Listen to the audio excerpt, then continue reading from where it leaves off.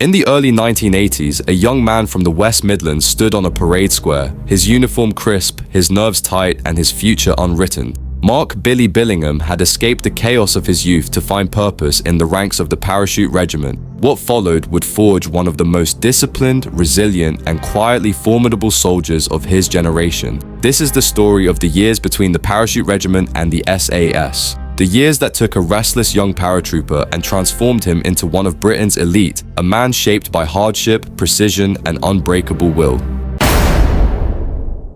By 1983, Northern Ireland was still smouldering. The Falklands had only just been fought and won. For a 17-year-old paratrooper stepping into that world, soldiering wasn't an adventure. It was reality, raw and unforgiving. Billy joined 3rd Battalion, the Parachute Regiment, the legendary Free Para, a brotherhood built on grit and endurance. It was a world far from the rough housing estates of Walsall, but the rules were clear: be strong, be dependable, or be gone. He later said of those early days, "I looked down that line of 70 men, all bigger, older, tougher, and thought, what the hell have I done? But I wasn't leaving, not unless they threw me out." The training was brutal, the standards relentless. Out of 70 who began, only 7 would pass. Billy was one of them, and not just one of them. He finished as champion recruit, the best of his intake. That title wasn't about medals or marks. It meant he'd proven something deeper. That mindset beats muscle. That determination outlasts doubt. His first deployment took him far from home, not to Europe or the Middle East, but to the steaming jungles of Belize, Central America. To a young paratrooper who'd barely been on a plane, the humidity hit like a wall. This was the frontier of the British Army's Cold War commitments, an unpredictable borderland where Guatemala's tension simmered and the jungle itself felt alive. Billy quickly learned that the jungle wasn't a postcard paradise. It was a predator, a test of endurance, silence, and nerve. He would later remember his very first day. We'd barely stepped off the helicopter when a tarantula ran up my arm and sat on my neck. I froze. The lads just laughed. That was my welcome to the jungle life out there, meant carrying 70 pounds of gear through thick canopy, leeches on every inch of skin, and the constant threat of ambush or accident. At night, the heat didn't fade, it thickened. Every sound carried weight, every movement had consequence. Yet, amid that hardship, the young paratrooper found something rare: clarity. The jungle taught him patience, respect for detail, and the quiet professionalism that would define the rest of his military life. But it was also where he saw the true cost of service. A senior soldier, a mentor, was killed not long before the end of the tour. It was a moment that shook him. "That was when I grew up," he said. "I realized how thin the line really was between coming home and not."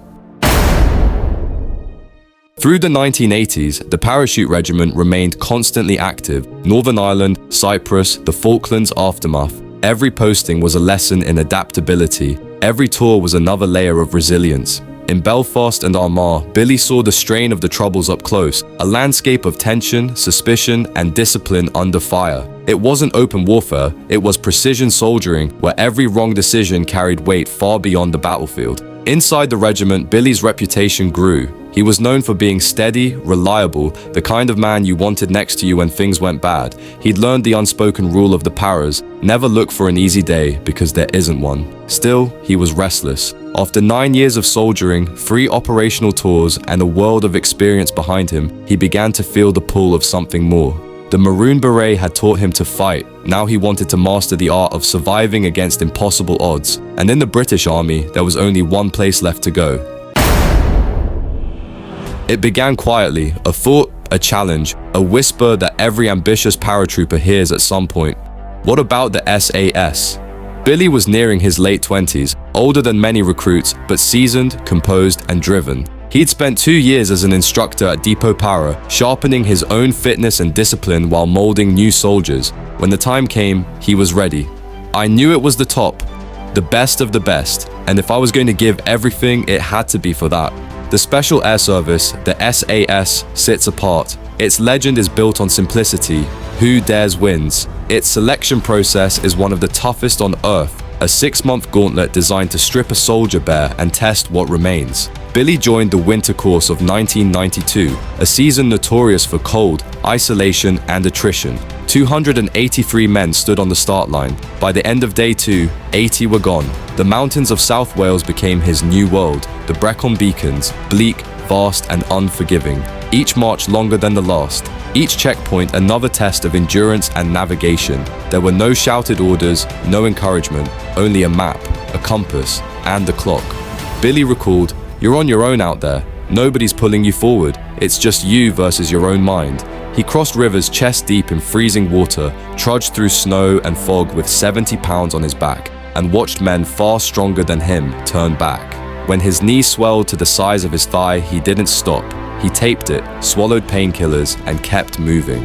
After a month in the hills, the course moved overseas to the one place that would decide everything. Brunei, 5 weeks of relentless heat, humidity, and silence, the jungle phase of SAS selection. It's not about strength or skill, it's about endurance. How long can a man function with no comfort, no rest, no light at the end of the canopy? Billy had already seen jungle life in Belize, but this was different. "I thought I was good in the jungle," he said, "but I wasn't ready for that. You're wet, cold, bitten to pieces, and being watched every second." The SAS instructors don't shout, they simply observe. Every movement, every hesitation, every decision, all noted. It's not about surviving the jungle, it's about showing who you are when it stops being an exercise and becomes existence. Billy thrived under the pressure. He found rhythm in discomfort, clarity in exhaustion. 5 weeks later, when the extraction helicopters came, many were gone, broken by fatigue, infection, or silence. But Billy remained. The final test was psychological. After the jungle came escape and evasion, followed by interrogation. It's a simulation, but to those inside it, there's nothing simulated about the pain. For days, candidates are hunted, captured, and broken down. Sleep is a rumor. Food doesn't exist. The human mind becomes the battlefield. Billy later described it with his trademark understatement. You're in stress positions for hours. You can't move, can't speak, can't even piss without permission. It's horrific. But you keep telling yourself, they can't kill me. That mindset, quiet, defiant, was what the regiment looked for. Not bravado, not anger, just an unflinching will to endure.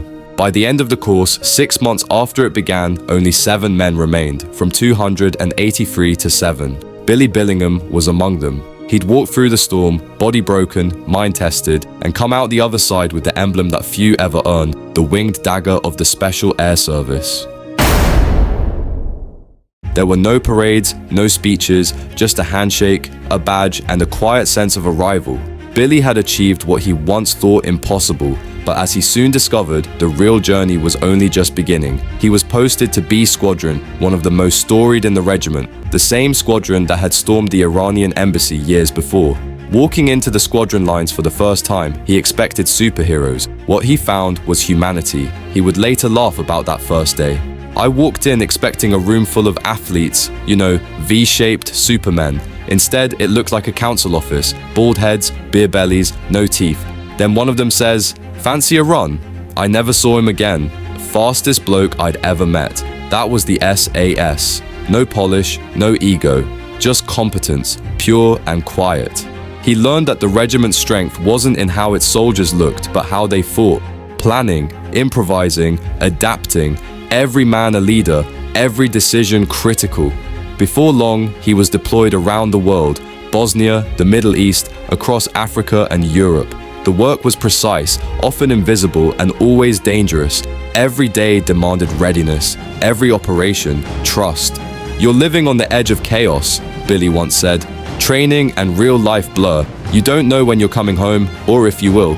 The SAS became his family, a fraternity bound not by words, but by shared silence. He'd reached the summit of soldiering. The boy from Walsall, who once glued a teacher to a chair, now stood among Britain's finest warriors.